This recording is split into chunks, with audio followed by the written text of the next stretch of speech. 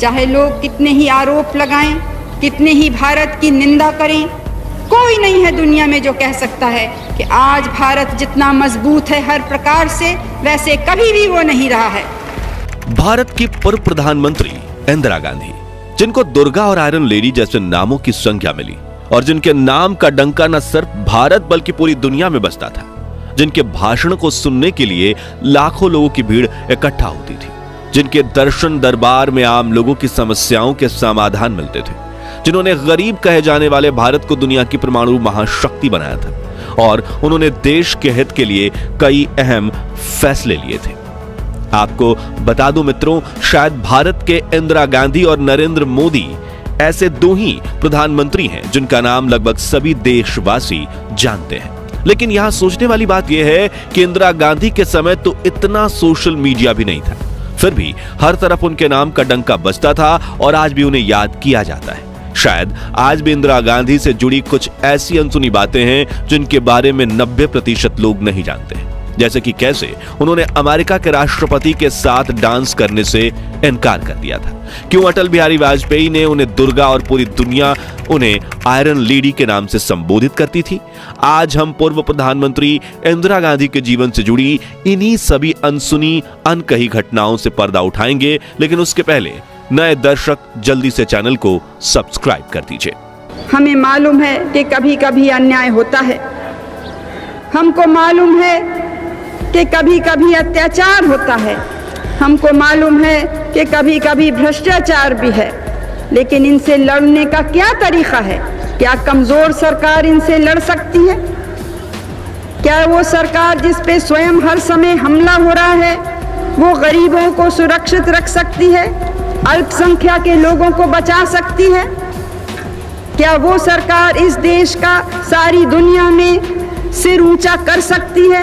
इंदिरा गांधी का जन्म 19 नवंबर 1917 के दिन उत्तर प्रदेश के प्रयागराज में हुआ था। उनके पिता पंडित जवाहरलाल नेहरू और माता कमला नेहरू ने उन्हें काफी बेहतरीन संस्कार दिए थे।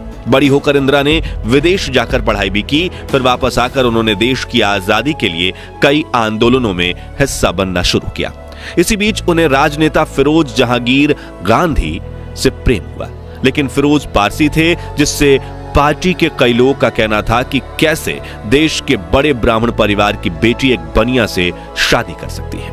इसलिए फिरोज के सरनेम में थोड़ा फेरबदल करवाकर महात्मा गांधी ने उन्हें गांधी सरनेम दिलवाया, जिसके बाद 26 मार्च 1942 के दिन इंदिरा गांधी और फिरोज की शादी हुई और यहां से इंदिरा नेहरू बनी इंदिरा गांधी। फिर 15 अगस्त 1947 के दिन जवाहरलाल नेहरू आजाद भारत के पहले प्रधानमंत्री बने। पंडित नेहरू आजादी की लड़ाई के दौरान 9 बार जेल गए। उन्होंने अपने जीवन के 3559 दिन करीब 9 साल जेल में गुजारे थे। वहीं बचपन से ही देश के लिए कुछ कर गुजरने का सपना देख रही श्रीमती इंदिरा गांधी ने भी 1955 में राजनीति में कदम रखा और धीरे धीरे करके वो कांग्रेस कैबिनेट का हिस्सा भी बनने लगी। इस दौरान इंदिरा गांधी अपने पिता का दाहिना हाथ बनकर उभर रही थीं, मगर 27 मई 1964 के दिन जवाहरलाल नेहरू को दिल का दौरा पड़ने से उनका दुखद निधन हो गया, जिससे इंदिरा गांधी टूट चुकी थी, लेकिन उन्होंने खुद को संभालते हुए देश के हित में काम करना जारी रखा। वहीं पंडित जी की मौत के बाद अब आजाद भारत के नंबर 2 प्रधानमंत्री बने लाल बहादुर शास्त्री, लेकिन ईश्वर को तो कुछ और ही मंजूर था। बस 18 महीने बाद ही ताशकंद समझौते के दौरान 11 जनवरी 1966 की रात संदिग्ध हालात में प्रधानमंत्री लाल बहादुर शास्त्री की मौत हो गई थी। उनकी मौत किस कारण से हुई, ये आज भी एक राज है। उस वक्त मेडिकल रिपोर्ट में कहा गया कि लाल बहादुर शास्त्री की मौत हार्ट अटैक की वजह से हुई थी, लेकिन उनकी पत्नी का आरोप था कि उन्हें जहर दिया गया था। लाल बहादुर शास्त्री जी की मृत्यु के बाद इंदिरा गांधी चुनाव के लिए खड़ी हुई। यहां दिलचस्प बात यह भी है कि इंदिरा गांधी की लड़ाई अपने पक्ष के नेता गुलजारी लाल नंदा और मोरारजी देसाई से थी, मगर शास्त्री जी की मृत्यु के बाद कार्यकारी प्रधानमंत्री बने गुलजारी लाल नंदा ने प्रधानमंत्री पद की रेस से अपना नाम वापस ले लिया। अब इंदिरा की सीधी लड़ाई गुजराती नेता मोरारजी देसाई से बची थी, जिसका फैसला कांग्रेस के 525 सांसद के हाथों में था, जिनमें से 169 सांसदों ने मोरारजी देसाई का साथ दिया, जबकि 365 सांसदों का मानना था कि इंदिरा गांधी बेहतरीन प्रधानमंत्री बन सकती हैं। इस तरह बहुमत के साथ 19 जनवरी 1966 के दिन श्रीमती इंदिरा गांधी देश की पहली महिला प्रधानमंत्री बनी। यही वो साल था जब एक ही साल में देश को 3 प्रधानमंत्री मिले थे। हालांकि उस वक्त राजनीति में महिलाओं को पुरुषों के मुकाबले कम आंका जाता था, लेकिन इंदिरा गांधी का व्यक्तित्व इतना प्रभावी था कि कुछ ही समय में वो देश के करोड़ों लोगों की पसंदीदा प्राइम मिनिस्टर बन गई। और सचमुच पढ़ी लिखी इंदिरा गांधी ने अपना पूरा ज्ञान देश और जनता के विकास में लगा दिया। उनसे जुड़ी एक दिल छू लेने वाली बात यह है कि जिस तरह उनके पिता जवाहरलाल नेहरू रोजाना जनता से मिलकर उनकी समस्याओं का समाधान निकालने की कोशिश करते थे, उसी तरह उनकी परंपरा को आगे बढ़ाते हुए इंदिरा गांधी भी रोज सुबह 8:20 पर आम लोगों से मिला करती थीं। इसे उनका दर्शन दरबार कहा जाता था। उस दौरान हफ्ते में कम से कम 3 बार उनका दरबार चर्चित किताब द मैरीगोल्ड स्टोरी की लेखिका और वरिष्ठ पत्रकार कुमकुम चड्ढा भी वहां मौजूद रहती थी। कुमकुम बताती हैं, इंदिरा इस समय का इस्तेमाल भारत के आम लोगों से मिलने के लिए किया करती थी। कभी कभी जब भीड़ अनियंत्रित हो जाती थी तो उन लोगों को प्राथमिकता दी जाती थी जो दिल्ली के बाहर से आते थे। इस दरबार में 2 तरह के लोग आते थे। एक तो वो जो सिर्फ इंदिरा गांधी को देखना भर चाहते थे, दूसरे वो जिन्हें छोटे मोटे काम करवाने होते थे, जैसे सरकारी अस्पताल में किसी का इलाज करवाना। इन सब में बहुत से लोग श्रीमती इंदिरा गांधी के पैर छूने की कोशिश भी करते थे, मगर उन्हें अपने पैर छुआना बिल्कुल भी पसंद नहीं था। इंदिरा गांधी अपने साथ काम करने वाले छोटे से छोटे लोगों की भी काफी इज्जत करती थी, जिसे लेकर उनकी करीबी मंत्री रह चुकी मोहसिना किदवई एक किस्सा बताती हैं। एक बार जब हम उत्तराखंड में एक चुनाव सभा करके वापस लौट रहे थे, तभी मैंने इंदिरा से कहा कि हमें कहीं रास्ते में रुकना पड़ेगा ताकि ड्राइवर कुछ खा ले। लेकिन उस वक्त ऐसे चलते चलते रास्ते में जल्दी खाना वगैरह मिलना मुश्किल था। तो इंदिरा गांधी ने तुरंत अपना झोला टटोला और अपने पसंदीदा बिस्किट मारी बिस्किट का एक पैकेट निकाला। फिर उन्होंने एक बिस्किट के 4 टुकड़े किए और अपनी हथेली पर रखकर ड्राइवर से बोली, पहाड़ी रास्ता है, तुम गाड़ी चलाते रहो और एक एक बिस्कुट का टुकड़ा हथेली से उठाकर खाते रहो। इन्हीं कहानियों से आप अंदाजा लगा सकते हैं कि श्रीमती इंदिरा गांधी कितनी डाउन टू अर्थ थी। पिता नेहरू का गुस्सा तो पूरी दुनिया में मशहूर था, लेकिन थोड़ी देर में शांत होकर वो सब कुछ भूल जाते थे। लेकिन इंदिरा गांधी के साथ ऐसा नहीं होता था। वो लंबे समय तक और तो कई बार तो ताउम्र उन लोगों के प्रति गुस्सा रखती थी जिसको वो पसंद नहीं करती थी। उस व्यक्ति के प्रति वो बहुत उदासीन हो जाती थी। कहा जाता है कि जब भी सत्य का साथ देने की बात आती थी तो इंदिरा गांधी किसी से नहीं डरती थी और वो दूसरों से मिल रही निंदा का जवाब अपने अच्छे कार्यों से देती थी। यहां तक कि समाजवादी नेता राम मनोहर लोहिया ने इंदिरा को संसद में कई बार गूंगी गुड़िया तक कहा था, लेकिन उन्होंने इसका कोई उत्तर नहीं दिया, क्योंकि 1971 में उनका पूरा ध्यान भारत पाकिस्तान युद्ध में देश की रक्षा करने पर था, जिसके तुरंत बाद इंदिरा गांधी का ध्यान इस बात पर गया कि पूर्व पाकिस्तान में पाकिस्तानी सेना ही वहां की जनता पर जुल्म ढा रही है। वहां जो लोग अलग देश की मांग कर रहे हैं उन्हें चुप कराने के लिए हत्याकांड किया जा रहा है। तभी उन्होंने बड़ा फैसला लेते हुए पाकिस्तानी सेना की तुलना हिटलर की आर्मी से की और दुनिया के सामने ईस्ट पाकिस्तान को आजादी दिलवाने की बात रखी। सभी वेस्टर्न कंट्रीज उनके इस फैसले के खिलाफ थीं, लेकिन पड़ोसी देश के लोगों को तड़पता हुआ देखकर इंदिरा गांधी से रहा नहीं गया और उन्होंने इंडियन आर्मी को पाकिस्तान में घुसकर बांग्लादेश की आजादी के लिए लड़ रहे मुक्ति वाहिनी का साथ देने का आदेश दिया, जिसके बाद 5 दिसंबर को भारतीय सेना पूर्वी पाकिस्तान में दुश्मनों पर टूट पड़ी और महज 11 दिनों में यानी 16 दिसंबर 1971 के दिन पाकिस्तान के 93,000 सैनिकों को सरेंडर करने पर मजबूर किया, जिसमें बंगाल की खाड़ी से किनारे बसा यह देश पाकिस्तान से अलग होकर बांग्लादेश नाम से एक आजाद राष्ट्र के रूप में उभर कर सामने आया। इस वक्त श्रीमती इंदिरा गांधी का नाम देश विदेश में हर जगह गूंज रहा था। कई लोगों ने उन्हें आयरन लेडी के नाम से पुकारना शुरू किया। खुद अटल बिहारी वाजपेयी जी ने भी उन्हें दुर्गा कहकर संबोधित किया, जिससे उनको गूंगी गुड़िया कहने वाली के जुबान पर ताला लग गया। भारत कोई 5 साल, 10 साल, 100 साल जीने का देश नहीं है। हजारों साल जीवित रहा है और हजारों साल और इसको जीवित रहना है।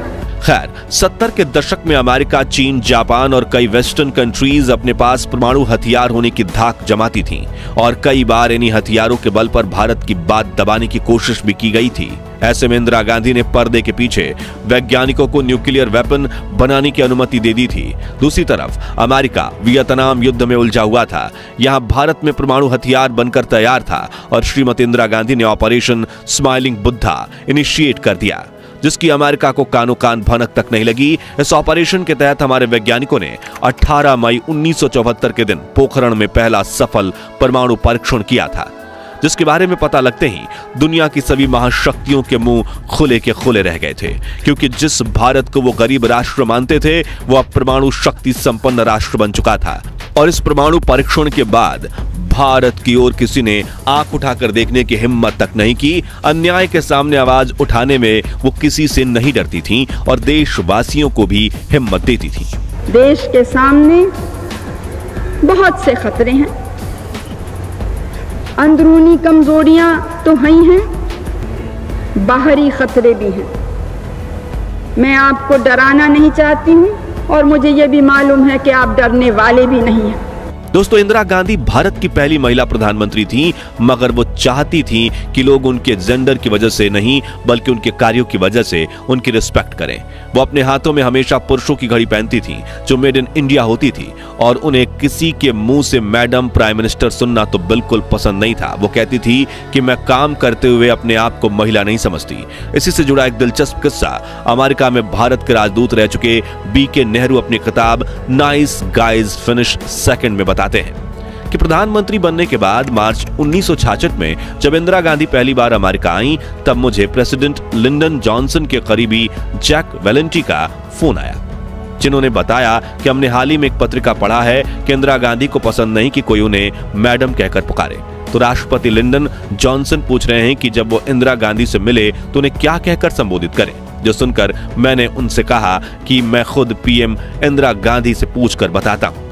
वो आगे लिखते हैं कि जब मैंने इंदिरा गांधी को बताया कि ये फोन किस कारण से आया था तो उन्होंने कहा कि राष्ट्रपति जॉनसन अगर चाहें तो मुझे सीधा प्रधानमंत्री कहकर ही बुला सकते हैं, अगर वो मुझे मिस्टर प्राइम मिनिस्टर कहें तब भी चलेगा, और उन्हें यह जरूर बता देना कि मेरे कैबिनेट के मंत्री मुझे सर कहकर भी पुकारते हैं। उसी यात्रा के दौरान जब व्हाइट हाउस में इंदिरा गांधी के लिए डिनर अरेंज किया गया, तब खाने के बाद प्रेसिडेंट जॉनसन ने उन्हें नृत्य करने के लिए आमंत्रित किया। जैसा कि आप सभी जानते हैं कि वेस्टर्न कल्चर में दो बड़ी हस्तियां एक दूसरे के सम्मान में कुछ पल डांस करते हैं। हालांकि इंदिरा गांधी अपने छात्र जीवन में पश्चिमी तरीके का बाल डांस किया भी करती थी, लेकिन उन्होंने बड़े ही विनम्र तरीके से प्रेसिडेंट जॉनसन के आमंत्रण को यह कहकर नकार दिया कि मेरे देशवासियों को यह पसंद नहीं आएगा कि उनकी प्रधानमंत्री किसी के साथ डांस करें। इंदिरा गांधी एक जननेता थी और आम लोगों से उनका कनेक्ट गजब का था। कांग्रेस नेता मोहसिना किदवई एक किस्सा सुनाती हैं। जब 1978 में आजमगढ़ उपचुनाव में उनका चुनाव प्रचार करने इंदिरा गांधी वहां गई थी, वो कहती हैं, उस जमाने में आजमगढ़ बहुत ही पिछड़ी हुई जगह थी और आज भी है, ना कोई रेस्तरां ना कोई खाने की जगह। मैंने इंदिरा जी के लिए सरकारी गेस्ट हाउस में कमरा बुक कराया था। जब हम वहां पहुंचे तो अटेंडेंट कमरा खोलने के लिए मना कर रहा था। उसने कहा कि यहाँ मंत्री जी ठहरेंगे, उनका हुक्म है कि कमरा किसी के लिए ना खोला जाए। वो कहती हैं कि जब कमरा खुलवाने की मेरी सारी कोशिशें नाकामयाब हो गई तो एक बार फिर से कहा, तुम्हें मालूम तो है मैं किसके रुकने के लिए कह रही हूं? वो बोला नहीं। जब मैंने कहा कि कार में इंदिरा गांधी बैठी हैं, जैसे उसने ये नाम सुना उसने लपक कर कमरे का दरवाजा खोला, मंत्री को एक भद्दी सी गाली दी और बोला नौकरी जाए तो जाए। इस तरह का प्यार था लोगों का इंदिरा गांधी के लिए। किसी कमरे से निकलने से पहले वो उस कमरे की लाइट जरूर ऑफ करती थी, वो भी अपने हाथों से। एक बार वो बाराबंकी की यात्रा पर थी, वो वॉशरूम में थी, तभी राष्ट्रपति फखरुद्दीन अली का फोन उनके लिए आया। उनके साथ गई महसीना किदवई ने दरवाजा खटखटाकर कहा कि उनके लिए राष्ट्रपति का फोन है। इंदिरा गांधी बाहर आई, लेकिन फोन लेने से पहले उन्होंने मोहसिना से कहा कि जाकर पहले वॉशरूम की लाइट बंद करें, जिसे वो जल्दी में बंद करना भूल गई हैं। मोहसिना कहती हैं कि मैं ये सुनकर स्तब्ध रह गई कि एक तरफ भारत का राष्ट्रपति टेलीफोन पर है और इंदिरा गांधी को चिंता है कि वॉशरूम की लाइट ऑफ हुई कि नहीं। श्रीमती इंदिरा गांधी ने अपने पहले कार्यकाल में प्रधानमंत्री पद संभालते समय सत्य और निष्ठा की शपथ ली थी, मगर साथियों वो दूसरी बार जब सत्ता में आई तो वो पूरी तरह से धार्मिक हो चली थी। दूसरी बार उन्होंने ईश्वर के नाम पर प्रधानमंत्री पद की शपथ ली। सन 1970 में अपनी हार के बाद उन्होंने बनारस के काशी विश्वनाथ मंदिर और संकट मोचन मंदिर में पूजा की। किताब Indira India's most powerful prime minister में लिखा है कि इस दौरान उन्होंने वैष्णव देवी के दर्शन किए और हेलीपैड से वहां तक का 2 किलोमीटर का रास्ता भी पैदल चलकर तय किया। अंबाजी मंदिर में उन्होंने पूरे 1 मिनट तक दंडवत होकर प्रार्थना की। सन 80 में संजय की मौत के बाद उन्होंने धार्मिक कार्यकलापों को बढ़ चढ़कर भाग लेना शुरू किया।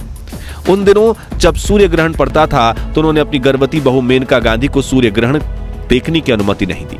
उन्होंने तमाम उम्र अपने गले में रुद्राक्ष की माला पहनी। उनके घर के पूजा गृह में सभी देवताओं की मूर्तियों के अलावा गौतम बुद्ध, रामकृष्ण परमहंस की मूर्तियां और एक शंख रखा रहता था। धार्मिक मामलों में उनके सबसे बड़े सलाहकार कमलापति त्रिपाठी थे। कुमकुम चड्ढा अपनी किताब द मैरीगोल्ड स्टोरी में लिखती हैं कि एक बार नवरात्रि के मौके पर वरिष्ठ कांग्रेस नेता कमलापति त्रिपाठी ने उनसे 9 बालिकाओं के पैर धोकर उनका पानी पी जाने के लिए कहा। उन्होंने सवाल पूछा कि इससे वो कहीं बीमार तो नहीं पड़ जाएंगी, लेकिन शुरू में झिझकने के बाद विदेश में पढ़ी और फ्रेंच बोलने वाली इंदिरा गांधी ने यह रस्म भी पूरी की। इंदिरा को जेवर का कोई शौक नहीं था।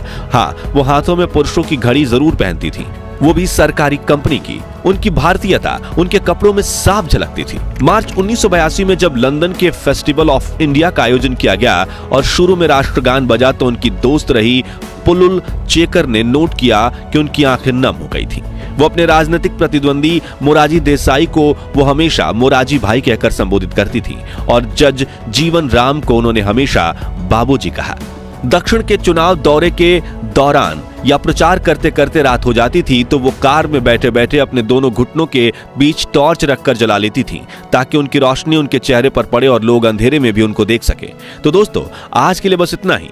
मगर वो कौन सा कारण था जिसकी वजह से इंदिरा गांधी को इमरजेंसी लागू करनी पड़ी थी और क्यों की गई थी इंदिरा गांधी की हत्या? क्या वाकई में संजय गांधी ने अपनी मां इंदिरा गांधी को पार्टी में थप्पड़ मार दिया था या फिर सिर्फ विपक्ष की फैलाई यह एक अफवाह है? और क्या है संजय गांधी की मौत का सच? और क्यों संजय गांधी की मौत के सिर्फ 2 साल बाद ही इंदिरा ने अपनी बहू मेनका गांधी को घर से निकाल दिया था? अगर आप इन सवालों के जवाब चाहते हैं तो कमेंट बॉक्स में नेक्स्ट पार्ट या पार्ट 2 जरूर लिखिए। अगर आपको ये वीडियो पसंद आई हो तो इसे लाइक और शेयर जरूर कीजिए और ऐसी रोमांचक वीडियोस देखते रहने के लिए हमारे चैनल को सब्सक्राइब करके पास वाली घंटी जरूर बजा दीजिए। जय हिंद, जय भारत।